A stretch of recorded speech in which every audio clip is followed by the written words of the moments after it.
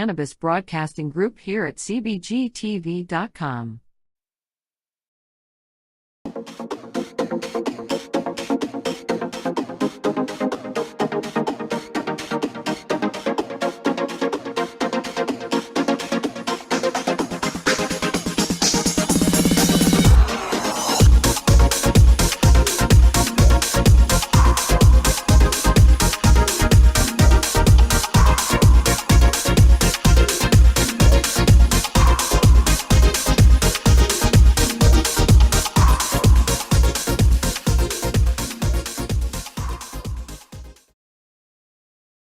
Individuals during this broadcast are their own, and may not be the opinions of their group or other organizations they may be involved with. All medical advice during our broadcast is not a medical opinion and should be checked with your medical physician. Hi, I'm Timmy. And I'm Mary Jane. He's the newbie. She's the doobie, and this is the show where we tote cannabis talk from both sides. Is that even possible?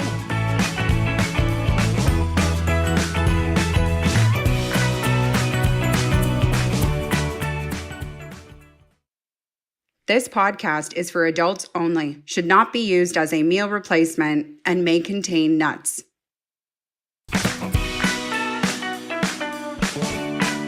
Hey everybody, and welcome back to another episode of the Noobie and the Doobie. My name's Timmy. I'm the newbie. Still got to get my name tag on. You'd think we'd never done this before. This is like episode 11 and I still don't have my name tag ready. Are we on 11 already? Right? That's awesome. 11 episodes. Who knew? Well, welcome. I'm the doobie.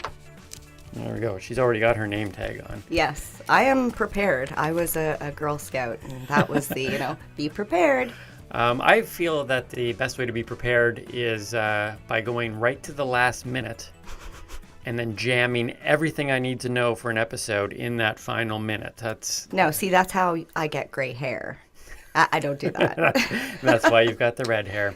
Well, thank you so much for joining us again. It has been a fantastic 10 weeks. We've had some amazing guests. We've learned a lot. I've learned a lot.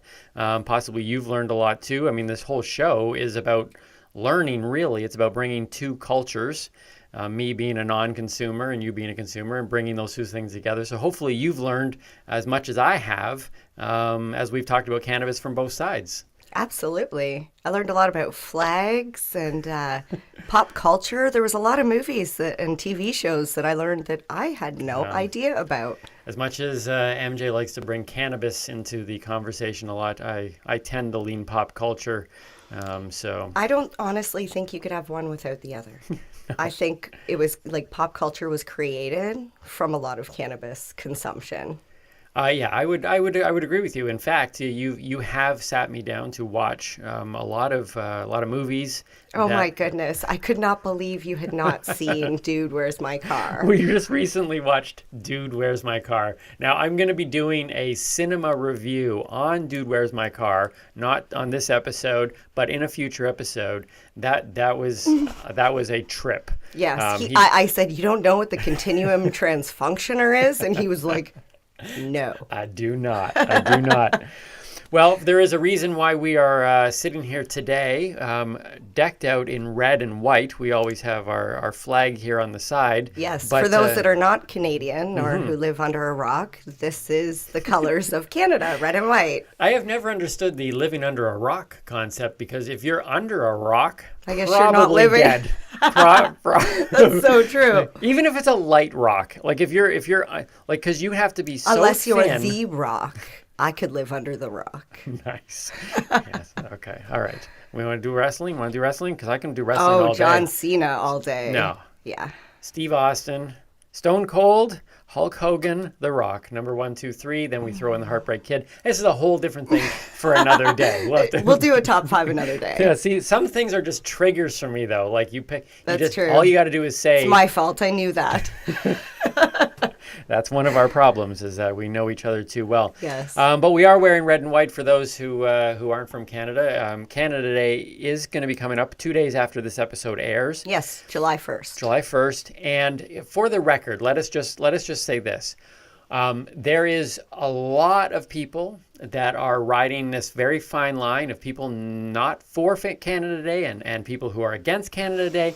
It is something, though, but on this show, we prefer to try to stay positive, and so we're actually not going to go down. Well, so you said we weren't going to talk about it, and then No. you bring it up. So I'm going to say this one thing, and then we'll move on.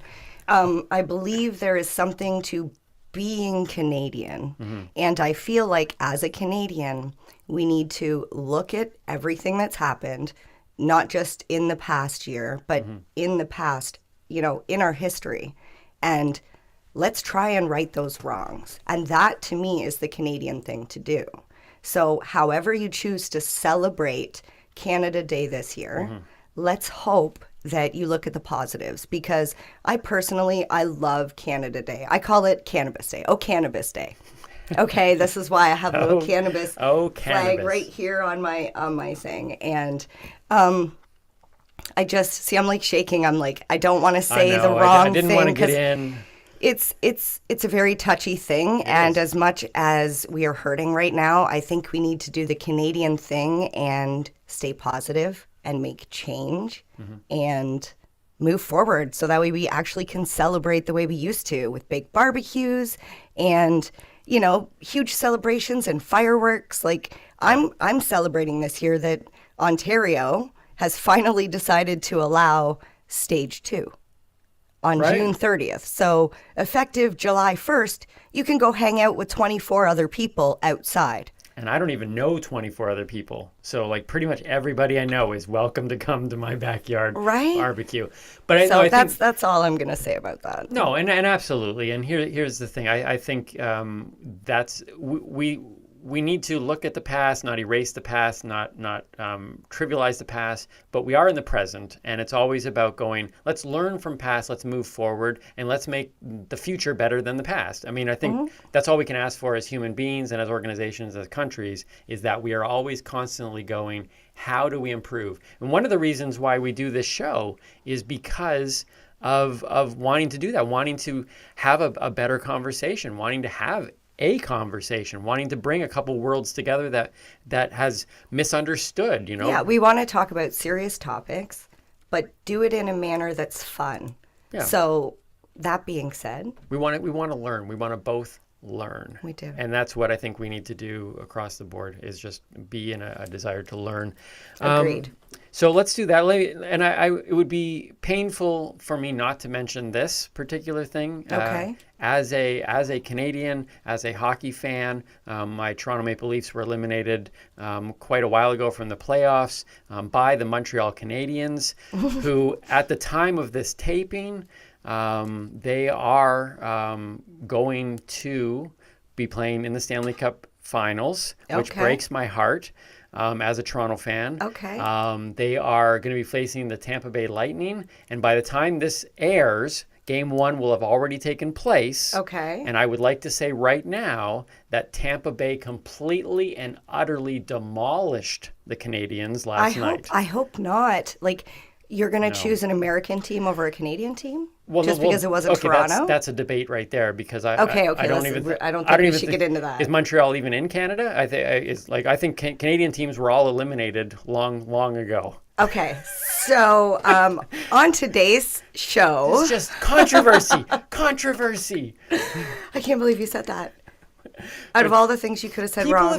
People have said to me, "Hey, let's all come together. I know, Toronto is gone and Vancouver is gone and Ottawa's gone, but let's come together as Canadians and celebrate." There's a Canadian team there. You should celebrate. I don't buy it. I'm pretty sure Quebec left Canada years ago, didn't they? In the 80s, they said all they wanted to go. All of a sudden, we're going to start getting a bunch of hate mail from who? Do people even get mail anymore? Who's going to hate on us? The Quebecers? They're not listening to this show. The Quebecers were wrestlers too, I believe. I don't even know how to say I'm sorry in French. I want to say I'm sorry. All right. Well, here, let me. As we're going down this thing, though, we do have we have a guest coming in today. Yeah, we have an awesome guest. I'm super pumped. Yeah. So before we bring him in, though, I want to do a high five list today. Okay. And with everything going on, I want to talk about 5 amazing facts about Canada. Oh, okay. 5 amazing facts. Let's just hold the negative down for a minute here and go 5 amazing facts about Canada. Are you ready for this? Timmy's Yes. high five list? Yes. Timmy's high five list. High five. High five. All right. Number 5. We are bilingual, which means that we have 2 linguals. Okay. Okay? We are required. Okay, that makes sense. Yeah, right? We are required by law to learn French. Long time ago, I had to learn it. It is a good thing we're not required by law to retain it, or else like 90% of our nation would be behind bars and 10% would be on the run. This like is it's true. right. Like retaining it is a whole different issue. Yeah. Billions of dollars were put into effect so that we could have Canadian and French signs in Canada, and yet only like 1 million people outside of Quebec actually speak French. Do you know that Cantonese and Mandarin? Is it all of Canada that has to have French? I thought it was just Ontario and eastward. I don't know. All I know is that outside of Quebec, only 1 million people speak French on some level. I Okay? know it's a very small percentage. Honestly, I've had It's this like debate with 3%. people. Like, why are they still mandatory French classes when a small percentage of our population speaks French? Why don't we teach like native language? There are just as many people speaking Cantonese and Mandarin. There's probably, if you looked up the number 1 language in Canada, be like the second language, it wouldn't be. Like, what would it be? Cantonese and Mandarin. Oh, is it? And then French? I don't know. Oh. I haven't done that much research. I put this thing together okay. right before the show, folks. But we're bilingual. Well, some people might not even know that. There's a lot of people who don't know things about other countries. So if you're not from Canada, that's an interesting fact. Number 2, we are the 2nd largest country in landmass in the world. Did you know that? I did know that. I know we also have the most land per person ratio. Yes. So we have In the world. very few people, but a large piece of land. Now, Yes. here's the thing, though. When I remember looking back on the maps that I used to color in school, Yes. okay, Canada is about 2 fingers long. Like, that's how big Canada is. Like, just Okay. put that in perspective. 2 fingers. Now, my buddy back in school, though, Steven, had a little stubby fingers, so it was kind of 3 fingers for Steven. But anyways, I feel bad for you just Steven. get a good sense of how Yes, big Canada is. That pretty much is how big Canada is. So that's number 3 on Timmy's high five list for amazing facts about Canada. Amazing. I like your right? yeah. We EH. use cash mostly. Now, we were actually we were ahead of the States in terms of using debit and stuff. Okay. But we have cash. Do and they even have debit yet? Yeah, they do. Yeah, they actually women can vote there now. I It's saw- it's pretty amazing. Okay, It's- just stop. I think Maybe they don't have the tap. Maybe that's what they don't have. Oh yeah, I don't know. I know more about us than them. That's not true. So here's the thing. You're both. Here's what most people don't know about Canada is that although we have the loonie, which was named after a loon, which is a very popular animal here in Canada, I think I know where you're going with right? this. We actually now we still know that a loonie is worth 1 loon. So when we have to, we can go into the barter system because we've built the barter system kind of into our thing. So 1 loonie equals a loon. So if you only had a loon, you could buy $1 worth of thing, which is about 30 cents in the United States. But if you had 2 loons, Well, here's let me break this What down for people happens? that don't know.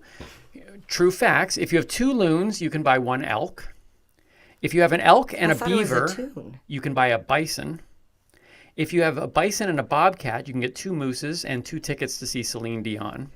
And if you have 2 mooses, you can get 1 Sasquatch. That's exactly how the Canadian money system works. so how do we get the maple syrup? That's a lot of money. That is underground world stuff right there. That's a whole other thing we just learned about. The maple syrup industry, running by the cartel. Long story there. We just learned that information out by someone in the know. Number 2 on our list of Timmy's high five amazing facts about Canada, we also have the football. Some Americans don't know that we have our own football.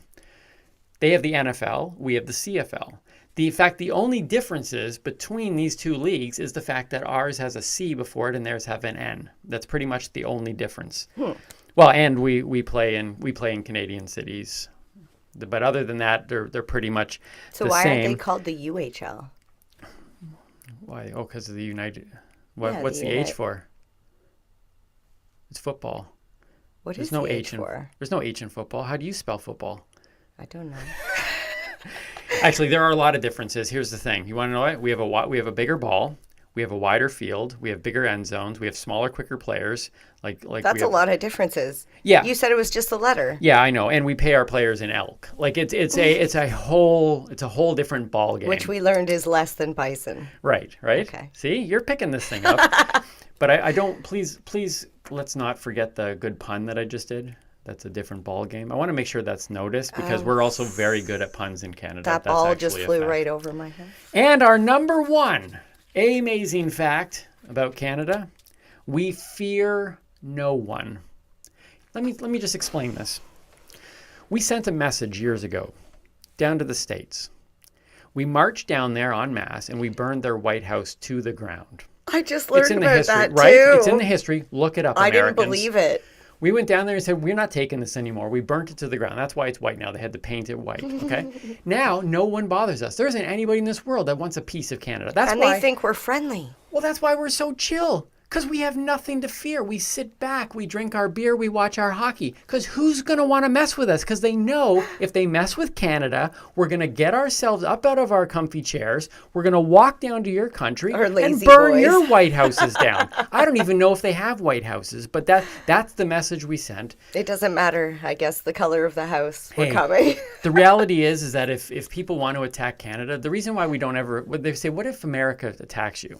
Number one, we don't even need a military. That's how much we don't care. I thought, like, didn't we give it to them? So, like, they wouldn't attack us because it's our people. Well, we It's have our stuff. we have three submarines, 3 military submarines. 2 of them are in the West Edmonton Mall, so it's going to take some work to get those out. If the war happens, Oh my we're going to have to goodness. go into the mall, stop the roller coasters, We'll get just some people. burn the mall down too. We gotta burn that. Well, no, that's ours. We're not going to do that.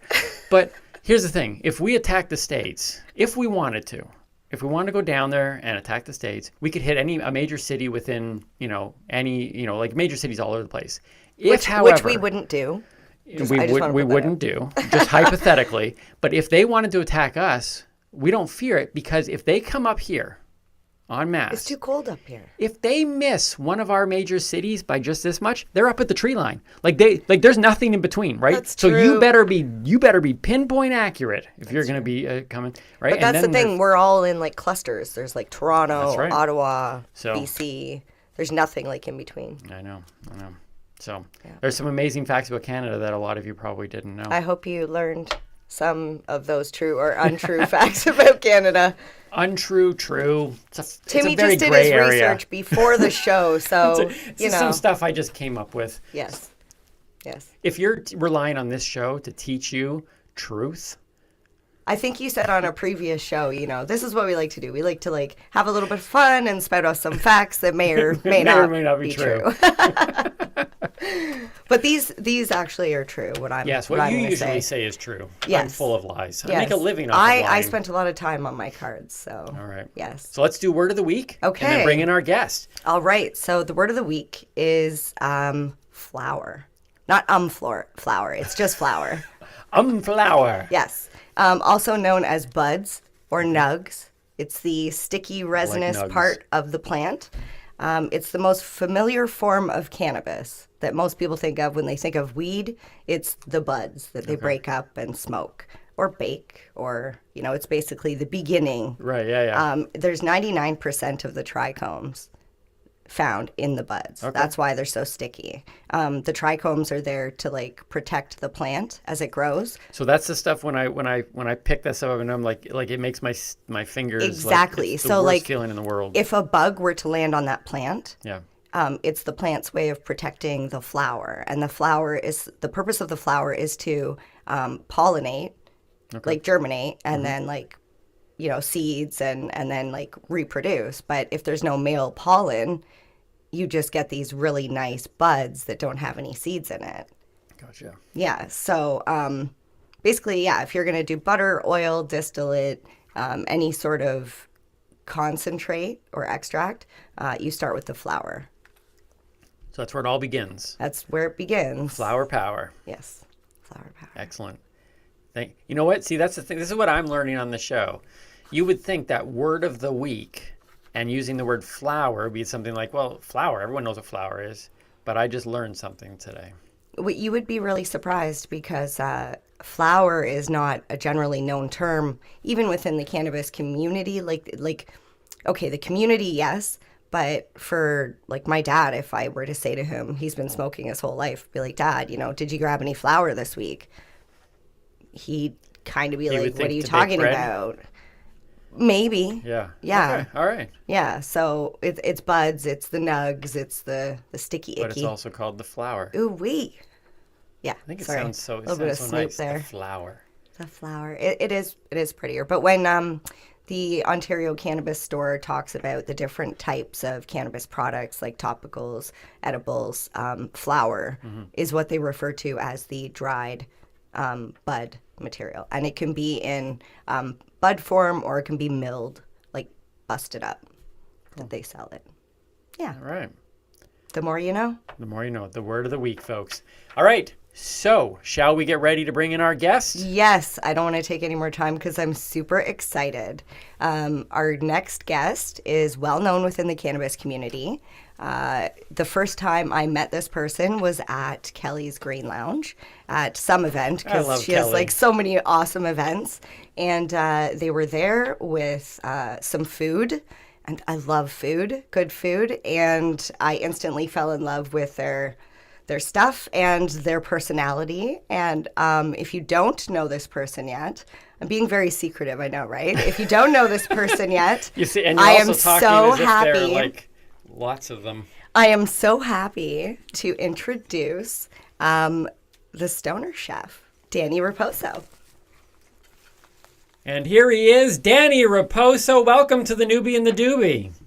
Hey, Danny. How you doing, guys? I love this show right off the hop. I've been watching from the beginning, so I'm pretty stoked to be on here. Thank you so much.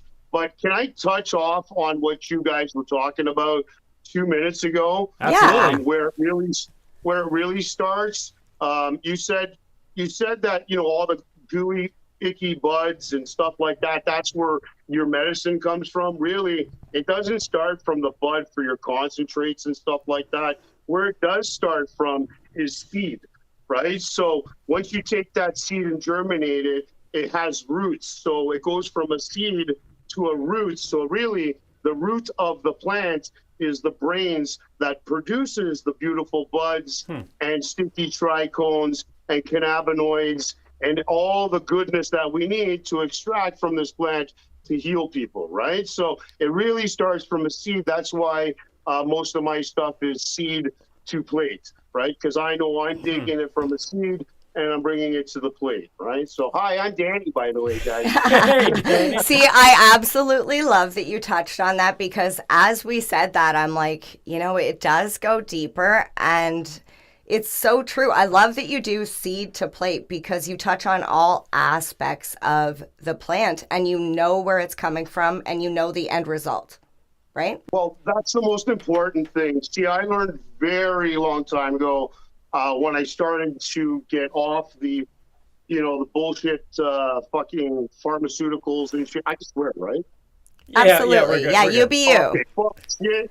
Bitch, yeah. No, so yeah, no.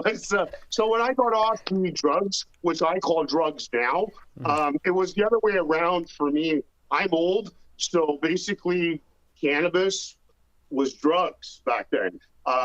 Pharmaceuticals were the good things that helped you cure and shit like that. I never knew that smoking weed back then was going to help me for what I got and I use today, right?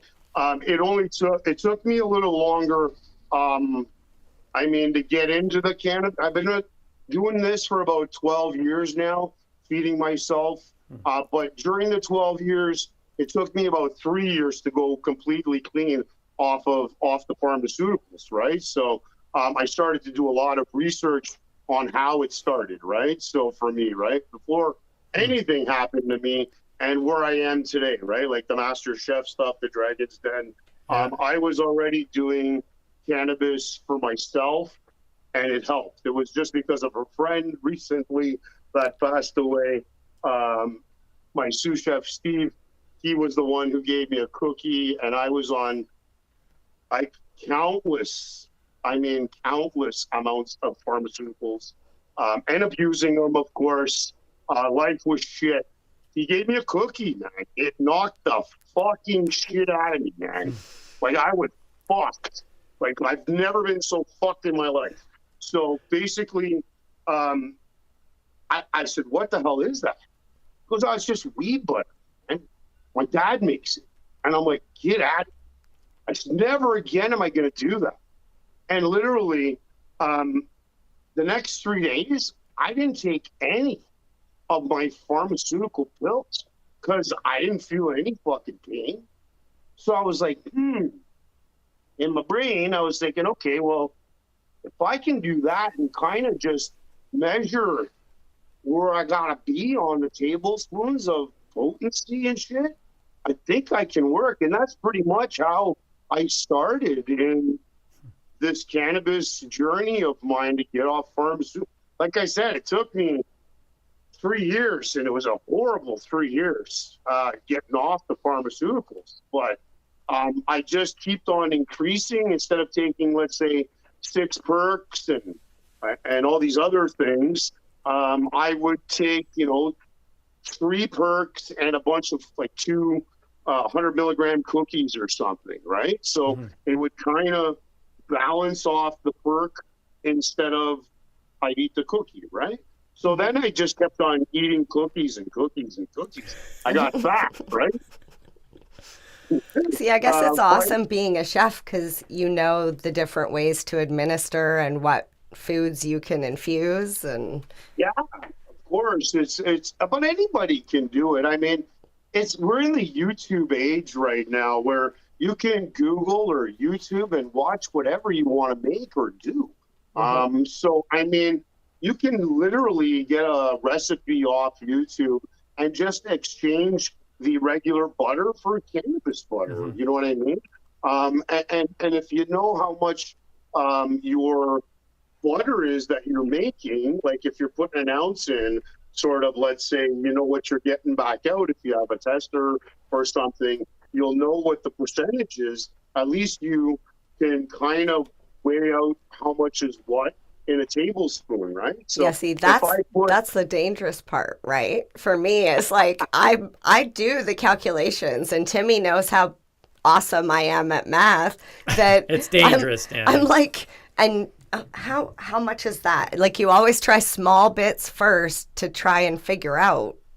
So what I used to do when I first started, what I used to do was I knew I put 28 grams, let's say an ounce. Yep. At the end of it all, just for rough math, let's say I'm getting 28,000 milligrams in that 1 pound of butter, right? Yep. So then when you break it up into tablespoons or cups, you just divide the 28,000 into, if it's 4, I think it's 2 cups in a 2 cups in a pound of butter, right? So you divide that into 2, and you know that each tablespoon will be so much after that, right? So what I would do is I would usually, if it's 2.5 tablespoons of butter, let's say, in a brownie recipe, for instance, I would take 1 of the tablespoons of the cannabis butter and then add ghee or regular butter the rest. Yep. So it's not so fucking potent. I've done that too. You can adjust it to where, okay, it's just perfect. Okay, that's where I need. Oh, I need a little bit more of the THC next time. Oh, I need a little bit more THC, because you've got to remember, your body will get used to what you're consuming. Obviously, like for myself, I eat over 1,000 milligrams a day. I eat breakfast, lunch, dinner, all infused, but it's 1,000 milligrams of CBD, CBG, CBN, THC, all together in my diet, right? So I don't have to take those pills that for anti-inflammatory or depression or sleep pills for nights. That's what CBN is for. I just take my CBN treat at night, my gummy or whatever I made, and it knocks me out and puts me to bed, right? It's exactly what you did. A lot of people just think by taking the cannabis plant and making butter, you're getting a full spectrum and you're getting everything. But sometimes the body needs, especially with me, I've done that. That's how I started, was full spectrum. But then I started to realize that most of my pains and stuff were really hard. I got a bad shoulder, a really bad ankle. I got bad back pains from standing on my feet in the kitchen many years. So, but basically, I started to realize the CBG and THC together actually help more for pain and aches, right? And stuff like that. So I need to take a little bit more of that, but I also need to sleep at night. So I also have to consume some CBN. I don't know if everybody knows these cannabinoids, but I mean, there's so many of them, and we're just starting to just scratch the surface on which everything is doing, right? If you isolate I think it's 200 and something different cannabinoids in one cannabis plant. So just think of the future. If we can educate our kids that are just in elementary school right now on the cannabis plant and the science behind it and why it was put here, we will have some amazing natural medicine in the future that will cure. Right? So instead of all this bullshit chemical pharmaceutical crap, right? Yeah, So I think we need to teach the students, the young ones, that we have an endocannabinoid system, that this plant was put here for us to consume. And it's strain dependent for who you are, because each strain or cultivar has a different cannabinoid profile. That's right. Yeah, no, I mean, oh, sorry, guys. Phone call.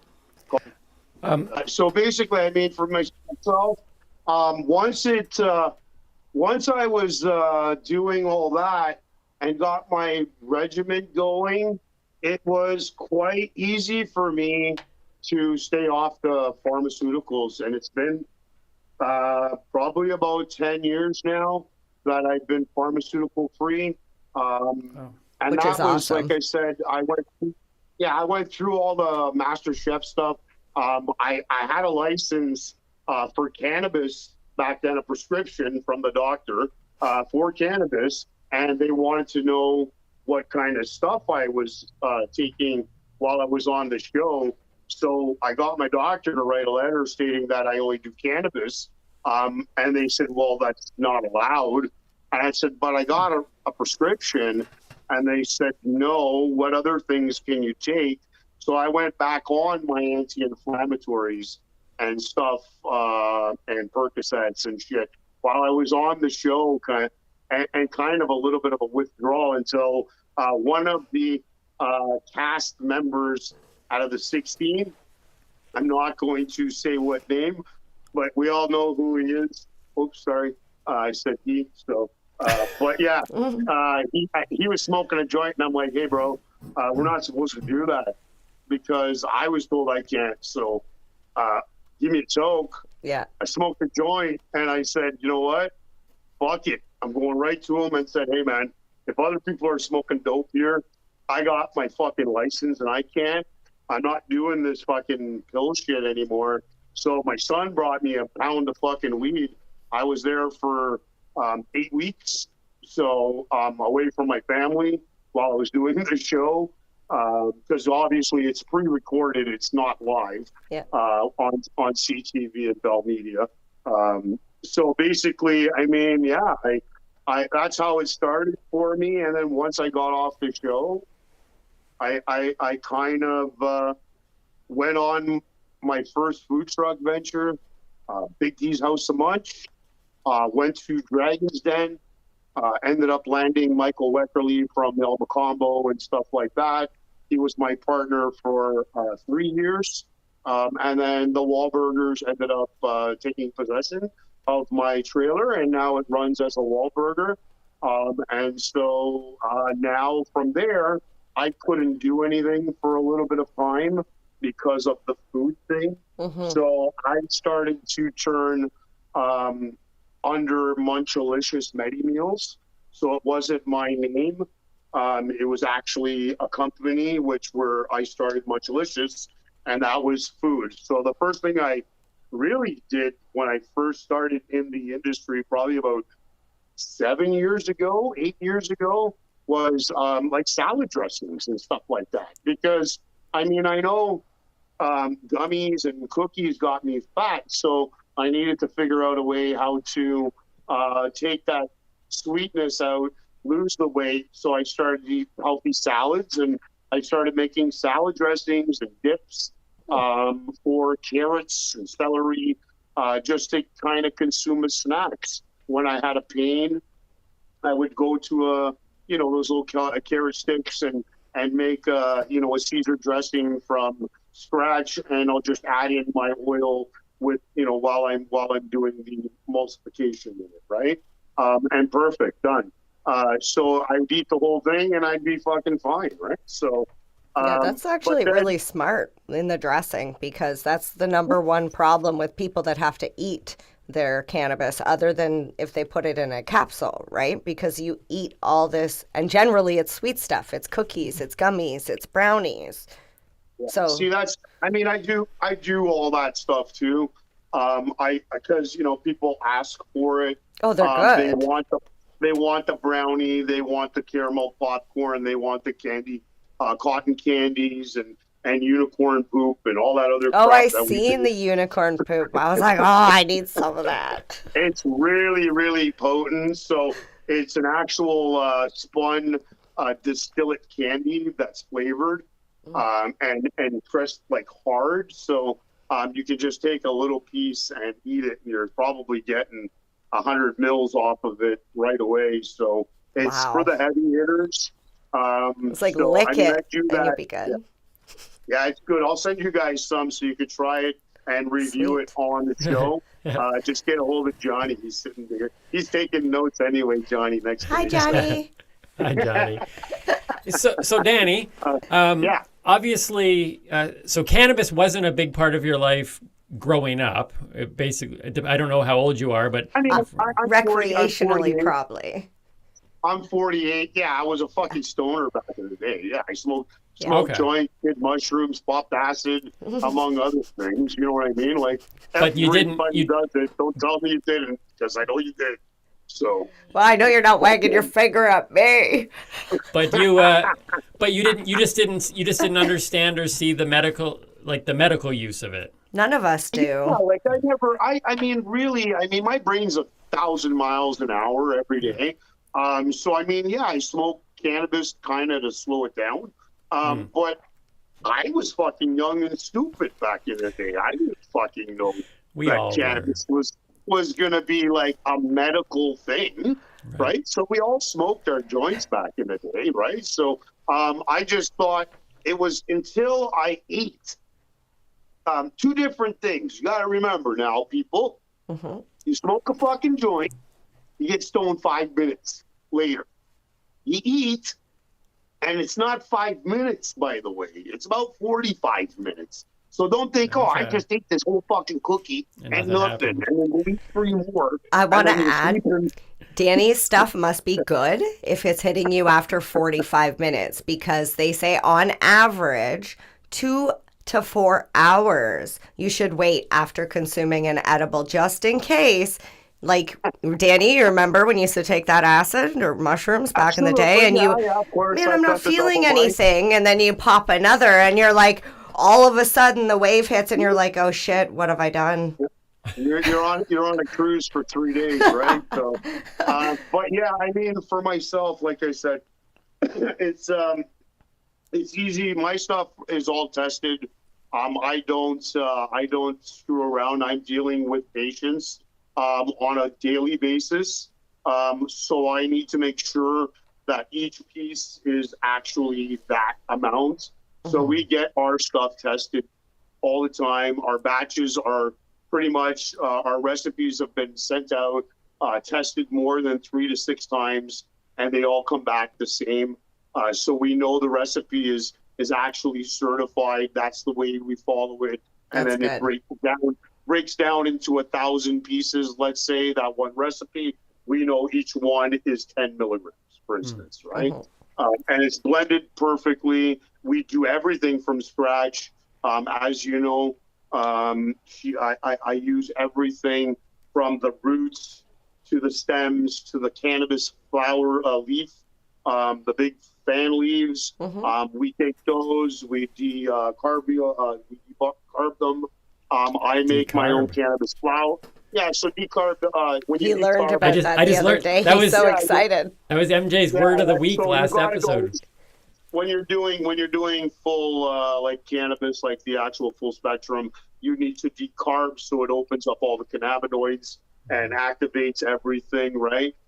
So basically, we take those leaves. There's not much THC in them, but we take them and what we do is we dry them up or I dehydrate them to a point where you can take them to a long point of dehydration at a low point, and it will still dehydrate, sort of like sous videing in water in a bag. Same sort of thing, the French method of doing that, right? So there's so many ways of decarbing, but we grind it up, and usually if I'm going to make brownies or something, I'll take, like the 2 cups of flour and a 1/4 cup of the cannabis wheat flour. Now it's straight for fiber, makes you go boom boom when when you have to. A lot of people have that problem, right? I guess my wife is one of them, so that's the only reason why I started to experiment with everything, right? Even down to the roots. We actually steep the roots for over 18 hours, and we make our own root stock. So I use those for whatever I'm doing in my sauces, or if I'm going to make tea. It actually helps with the inflammation, the swelling, and it calms your body down. You can use it as so many different things.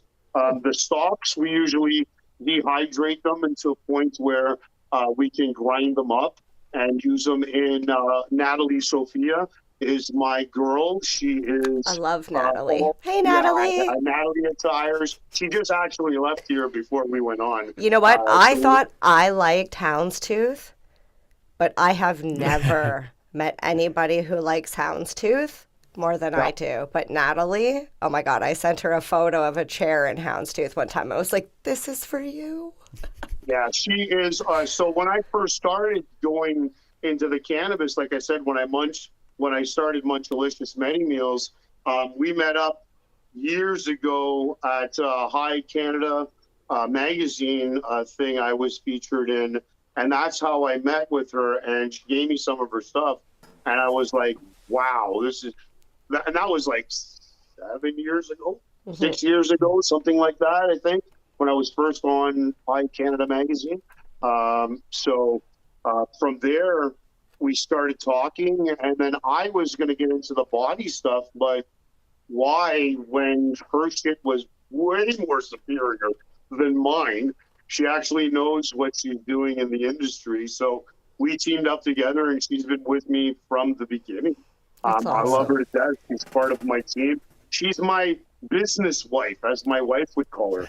So you need one of those. So yeah, she keeps me level-headed. She's always on the go. She's very ambitious. I love her to death. She's awesome. So yeah, I love that. She's awesome. Like I said, she just left just before we went live here. So, but yeah. And then from there, I that's it pretty much. I just love what I do.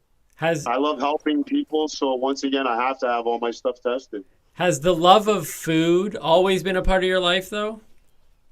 So yeah, I grew up in the kitchen. My father is a Gold Seal chef from Europe. He left Portugal when he was like 22 to come to work at the Royal York Hotel. At the time in the 60s, they were looking for new, fresh ways of doing stuff. My dad at the time was one of the top chefs at the age of 22 doing seafood. Where I'm Portuguese, so they started to bring my dad in, and he did his seafood magic and stuff like that at the Royal York for, Jesus, over maybe 18 years he was there. So I kind of grew up in that industry. I remember as a kid running up and down the hallways of the kitchen in the basement of the Royal York Hotel, right? So, it's in my blood. Love it. I never went to school for it, but for what? I got a lot of amazing friends in the industry, from Master Chef that I've met. And even before, like Pasquale, remember the guy the old Italian guy that used to sing all the time? Well, that show was filmed in his basement.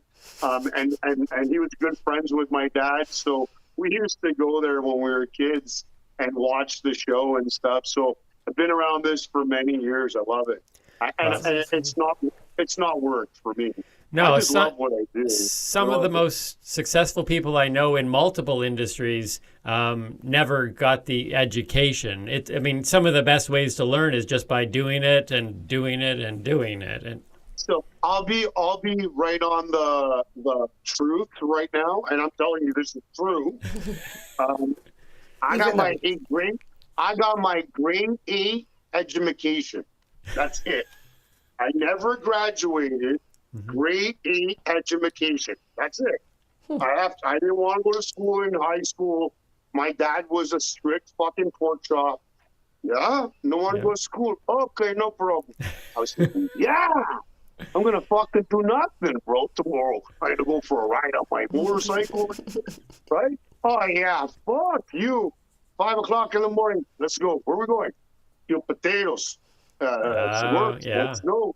So that's when I started working for the old man and stuff like that. But I mean, it wasn't easy, but you know, I'm street smart. Then, and like again, like I said from the beginning, we're in the age that you don't really fuck. I know it sounds crazy, like university and shit like that. Yeah, I understand. We all need the doctors and stuff like that, and scientists and all those. Degree people, like my partner Neil in Montreal, the guy's got like degrees coming out of his ass. You know what I mean? He's got like 9 different degrees. So, I mean, like, that's great. But really, you just fucking Google what you need nowadays, and it'll show you step by step. You kind of don't really need education. I know it's kind of stupid for me to say that. I just put my foot in my mouth. Well, no, I love that you said that. Because, like, you said university and you said YouTube, and I've been a huge proponent of this for years. I wanted to start a channel, and I probably shouldn't say this, but I have so many good ideas. But anyways, like, YouTube is like university. You said it. Yeah, it's YOU University.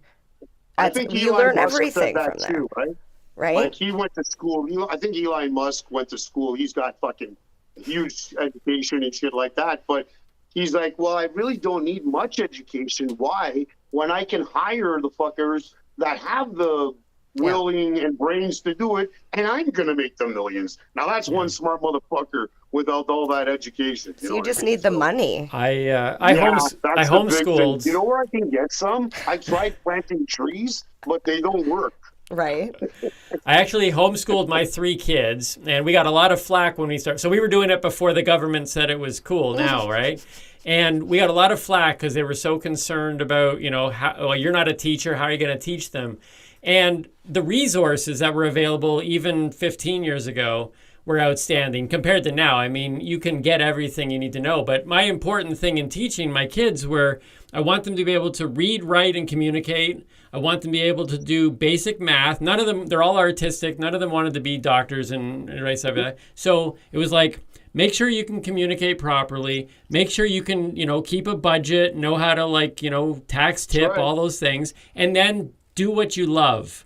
And that, I think doing what you love is a highly underrated aspect of life. Like, you can have all the degrees in the world, but if you're stuck doing something that you don't enjoy, are you really living life and enjoying it? What, like those people that spend all weekend like partying and then get to Sunday and go, oh, I gotta go to work tomorrow?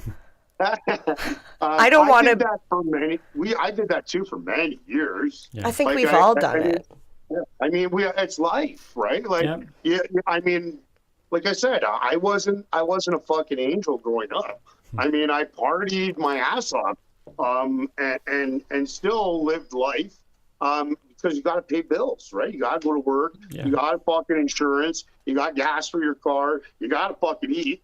You need food. So and then throw a family on that, and oh my goodness. And I had a young family. I started young, so I've been with my wife for 30 years. Yay, that's awesome. Yeah, high school. So I started dating when she was 15. So high school sweethearts, pretty much.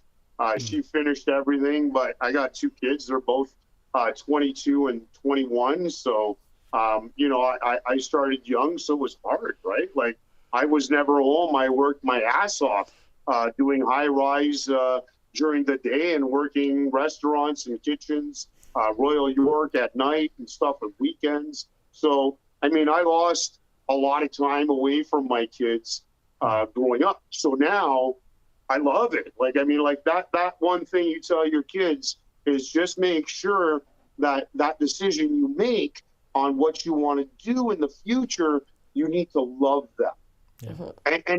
And a lot of people think, well, I want to be this. And they look at them and, well, that's a little bit out of your range. No, you always got to dream big. That's my motto. You know what I mean? Like I told my kids from the start, I wasn't one of those helicopter kids or one of those dads that used to, basically, oh, no, that's no good. You shouldn't have done that, son. Go to your room. You're grounded. Fuck no. I told my kid, what the fuck were you thinking? Stupid. Like, why would you do something like that? You know it's wrong. Right? Like, if you give them that type of mentality, they're going to grow up thick and hard. So they're not going to be scared when they get into the world. My kid's 22, my oldest son, and fuck, I dare somebody to walk up to him and tell him to fuck off. He'll tell you right to your face. Buddy, get the fuck out. My daughter is even worse, and she's younger. So, like, that's it's funny. Perfect. And they have the mentality. I taught them the way of money and that shit. That's just, it's new age now. And as long as you're homeschooling and you're teaching them the education, which is the topic you were on, you're teaching them the education, the basic necessity of life, bro. Fuck it. My partner, Phil, the Dark Knight, I'm sure everybody knows the Dark Knight. We own a physiotherapy place in fucking Brampton. By the way, Evolve, it's in Brampton. So, but yeah, fully covered for insurances, by the way, everything. So basically, I mean, he's the same way. The guy's, he's there all day and works because of family, right? He's got to support the family, and he educates his children at home also. And they're brilliant 90s. I think his daughter is 96 in the percentile. So, do your kids want to be a chef? No, my daughter, she cooks. Both my kids. My daughter ran one of my trucks for pretty much a year at one point. My son cooks. My wife burns water. She's the only one that doesn't do anything. That's right? Like me, Danny. He's the cook. He's the cook. She can make some mean scrambled eggs, I'll tell you that much. But besides that, she burns water. My brother also, he can cook, but kind of, just for himself sort of thing. But yeah, I mean, I educated my children at a very young age about food, where it comes from, what it takes to produce that egg from the chicken, because we have chickens on the farm and stuff like that here. So, I mean, if you don't feed them, they don't produce eggs. If you don't give them water and food, they're going to fucking die, right? So it's the circles of life, right? So, but yeah, I made sure they were totally educated in food, and that was it. Like, you have to. It's a necessity of life. I think the biggest problem with education in the school system sense is that we ask kids what they want to be when they're older. We put this pressure on them that when they get older, they have to make this decision now. And I feel like if there's something that you love, you should do it now and not wait until you're older. Like my son, he likes playing games and he watches videos of other people playing games, and he wanted to do that for himself. But he's like, no, I'm going to need an expensive computer. I'm going to need software. I'm going to need a microphone, a headset, yada, yada, yada. And I said, we'll get you what you need. And he was like, no. And then that's great. He's seen that he wants to make it like he doesn't want it just a handout. He wants to kind of but he's also not willing to earn it Danny. So let's just say. So then I would have given him nothing. No, see, he came downstairs the other day and he said, I have homework and I have to do a 5-minute podcast. And it's been a long time since my kid came to ask me for help with homework. I was like kind of touched, especially because he was like, well, because I know you have a podcast. And then he stopped and he noticed I was sitting at my work desk where I had the computer set up. I had a mic set up. I had a ring light. And he kind of stopped and went, when did this happen? And I was like, when you want something, you make it happen. Don't wait until when you're older. And I feel like telling kids when you get older, you have to have a job. It separates learning from working. So it's like when you're done school and you get a job, I'm done school. I'll never learn again. And adults don't pick up books to actually learn. Yeah, we just, because we don't have time. Right? What time do you have, like, to learn? I mean, you can make time, but there's always time. But, I mean, if you got bills to pay and you're out there working 17 hours a day. That's why you have to do what you love, so that way you have time to listen to podcasts or read books and educate yourself, to have these conversations with people. I learned from everybody in the industry, pretty much. Like, that's especially the cannabis industry. I watch a lot of these, you know, and you learn. Like, there's stuff that I'm still learning. You know what I mean? So, and I've been at it for many years. Like, I'm always doing something. Yep. Either cannabis, psilocybin, anything. You know what I mean? I'm always doing tests, results. I'm always in research. I always love doing that stuff.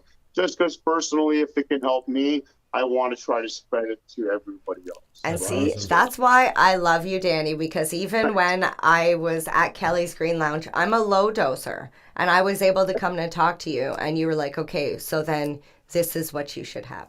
And that was really nice. It was comforting. So I can't wait for you to start having events again. And so very soon, I'm actually going to be posting something very soon on Kelly's Lounge. Yes. I have been away for a long time. I haven't posted there in a while. Yeah, you've been busy. We've all been getting ourselves. I had a horrible month this last month with a few people passing away in my family. Yes. But I mean, it's time. The world is opening up again. We're allowed 25 soon, and then 50 after. So I'm thinking of doing a few parties with Kelly, Reverend Kelly, and for the lounge to welcome everybody back. So we'll have it probably here at my farm, or we might do something out where she is. So it's easier because most of her following is kind of down there. So basically, I don't care. I can take my kitchen wherever I go, right? So I like that. I will be posting soon, so stay tuned on that. Fantastic. And Danny, we'll make sure to post all your socials and stuff so people will know where to find you. I got so many, man, for fuck's sake. We'll put some connects. That's all Johnny does. He just takes care of all my media, from Put in Your Mouth to Crazy Freaks to My Zooms to Munchalicious to Many Meals to all kinds we own. I think everybody needs a Johnny. Everybody needs a Johnny. Johnny, call us. Hey, hold on a second. Hey, Mike Rita. Thanks, man. You're the best. Because he came from Mike Rita. He's a good friend of mine anyway, so. Oh, we've heard of Mike Rita for sure, and hopefully we'll get to introduce him someday too. I can hook that up for you if you want. No big deal. Right. Danny, we want to thank you. I'll send you his info. That's awesome. Johnny still has it. We want to thank you for being on the show today. You're actually our first male guest, so that's historic. I know. We had to make it special. I feel so privileged. Right? Yes. I just want to say before you go, I love your hat. Oh, yeah. So can I? Yeah. So this is one company that really helped me along my journey. So I met Matt and Val many years ago through Jackie Childs. Thank you, Jackie. God bless you for introducing me. They gave me one of their things, and the Shatterizers, and I've been with them ever since. They're one of my first sponsors that came on board. So I love you guys. I love you. I love you. I love you. I love you. You saved my life with this device. Yes, we love Matt and Val from Shatterizer. We are working on getting them on the show, but they are super busy because, as you know, they have a new concentrate line out. So, that's right. Not just Shatterizer extracts, right? Shatterizer extracts. I think there's the underscore or something like that. We'll do a plug for them too. They're not just a good company, but like people, right? They helped a lot of people. So I love them to death. They will be one of the main sponsors when I start getting back into the events, as of Kelly, the Lounge, and KTL Network. I believe we'll have a bunch of new sponsors. Flanagan's Food Service, which supplies all my food, all that stuff. So we're going to go big when we come back. That's awesome. Well, we'll definitely stay in touch, and we do thank you so much for. We'll just have to go. We'll just go. Have you guys go live. Love it during the event. You know what I mean? So we're there for sure, Danny. We're there. Okay. Well, all right. I'm recording it, so I just said it. So it has to be done now. So that's the way we love it. Thank you so much for inviting me. You. Man. Thanks, Danny. Thanks for sharing your story. Yeah, no problem. Thank you. All right. Take care. Bye. Bye. Well, that was Danny Raposo, Stoner Chef. He was on MasterChef Canada. And I think throughout that entire storying process, he told us pretty much his life story, even threw in MasterChef Canada in there. Learned some interesting stuff about that particular experience. You know, I was rather disappointed with the fact that he had to stop cannabis consumption for that brief moment of time. And it was interesting to me that he said that he didn't go to school past grade 8. However, it sounded to me like he went through school of life. He went to school in the kitchen with his dad. You know, he worked multiple jobs. I think I might have worked 2 jobs at the same time once in my life, and that's because they were 2 part-time jobs in the same town because I couldn't get a full-time job. But never have I worked hard like it sounds like Danny has. I definitely. I mean, I know people who know me well, and you know. You took the easy job at Subway. That wasn't easy. I had to take the garbage out. I had to go get change at the bank. You had to layer the cheese. Look, getting a job is part of everyone's life. Like you said, we got to pay the bills. That's why I became a comedian and I'm doing a podcast. Well, although we are doing this, we're not doing this for free. Like, we're not doing this for free. We would like to make money off this. So this is still work. Yeah, absolutely. Absolutely. In fact, you could join us on Patreon. Yes. Or, message us with sponsorship. Or, But money's good. We like money. But I have always strived to do what I love. Yeah. And I've managed over the last decade which is a huge feat, in my opinion, to say that you are. I haven't even said it yet, but you jumped right in. Well, because people ask me what you do, and when I tell them, they're like, "Okay, but what does he do?" And I'm like, "No, that is his profession. And he so doesn't far, do anything we haven't even mentioned it, but comedy. So yeah, I've been touring professionally as a comic. I mean, I don't have a fancy car. I don't have a huge house. I don't want a big house anyways. But I have managed to pay my bills and put food on my plate and live a life doing what I love. And I think the process of like you said, the school of life. I think the school of life has been very underrated. And this isn't a knock. I think the education has a role, a purpose. There are some human beings who are very well equipped and adapted to fit into the school system that is been put together to teach and train a certain way. But even if you go that route, the school of life continues, and I think some people don't even realize that it's happening. And I think it's cool with people like Danny, who, when you recognize that we are always in a state of learning, and that we have never gotten there. And so, like, me learning from you about cannabis you learning my perspectives, me learning more about comedy. Every time we do another episode, hopefully we are learning more about how to do a podcast better. And I think once we stop, and I'm going to tie this right back to the beginning of the show, I think the key is always looking to the past, not dwelling on it, looking at it, seeing what we did right, seeing what we did wrong, and then leaving that there and going, how do I then not make those same mistakes or reproduce those successes going forward? And it's always a state of learning and improving ourselves. So you're talking about what most people know as ABCs, always be changing.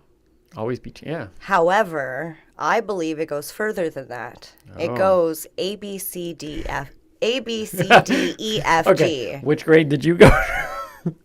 Okay, Sorry, so that was low. I'll Low. just tell I shouldn't you. have gone there. I know, and I thought we had this discussion after last time's podcast. No, anyways, so it's not always be changing because people change all the time, and sometimes it's not for the good. So That's true. I say it's always be changing, eventually finding truth. I like how you threw the D in there. Well, it doesn't Eventually. make sense. A, B, C, E, F, G. Okay. Always be changing. Because then you would ask eventually- me where I went to school. Okay, what was it again? Always be changing, eventually finding growth. Eventually finding growth. Yes.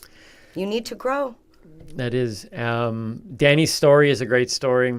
And that the people we've had on the show, we just want them to come on and be themselves, share their stories, and for us to get an opportunity to every once in a while give you a glimpse into our story, with the hopes that ourselves and our guests and you who are watching and listening will learn something, and that going forward we can learn to understand each other's viewpoints. Obviously, Maybe you can relate a little bit to Danny's story or any of our other guests. or relate to my story or relate to MJ's story. All of us have different stories, and all we want to do on this show is to be able to bring those stories together underneath the umbrella of cannabis. That's funny you say umbrella because that's a future episode. That's a future episode. Yeah, you got to stay tuned for that. So, Yes. so thank you to Danny Raposo for joining us. Thank you again for our incredible crew for putting together another Yes. show for us. And thank you for joining us.